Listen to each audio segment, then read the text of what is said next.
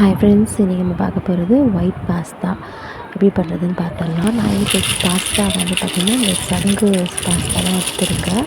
Already நான் வந்து red chillies pasta போட்டிருந்தேன். ஸோ அதுலேயே அதே பாஸ்தாவை தான் இப்போ பண்ண போகிறேன். இந்த பாஸ்தாவை வந்து கொஞ்சமாக தண்ணி ஊற்றி வேக வச்சுக்கணும்.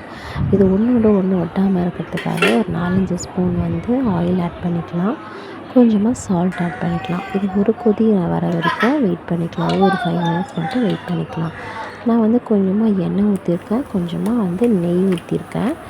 நீங்கள் வந்து இதில் பட்டர் அந்த மாதிரி கூட ஆட் பண்ணலாம். இன்னும் நல்லா சீஸியாக இருக்கும்.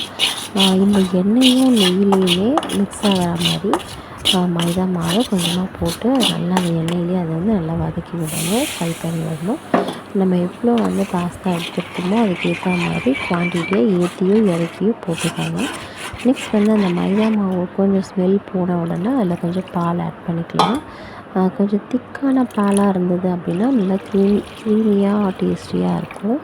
அதுக்கப்புறமா வந்து ஒரு கிளாஸ் பால் எடுத்துருக்கேன் அப்படின்னா அதில் 1.5 கிளாஸ் வந்து தண்ணி எடுத்துக்கலாம். இந்த தண்ணி எதுக்கு பார்த்திங்கன்னா பாஸ்தா கூட நல்லா வேகிறதுக்கும் அது க்ரீமியாக ஆகிறதுக்கும்.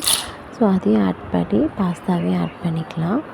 இதில் வந்து நான் வந்து இப்போ இன்றைக்கி பட்டர் போடல.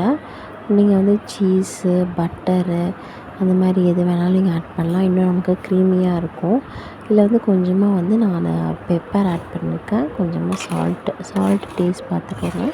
ஆட் பண்ணி இந்த தண்ணியும் பாலும் நல்லா ட்ரை ஆகிற வரையும் ஃப்ரை பண்ணிங்க அப்படின்னா இந்த ஸ்டேஜ் வரும் பாஸ்தா ரெடி.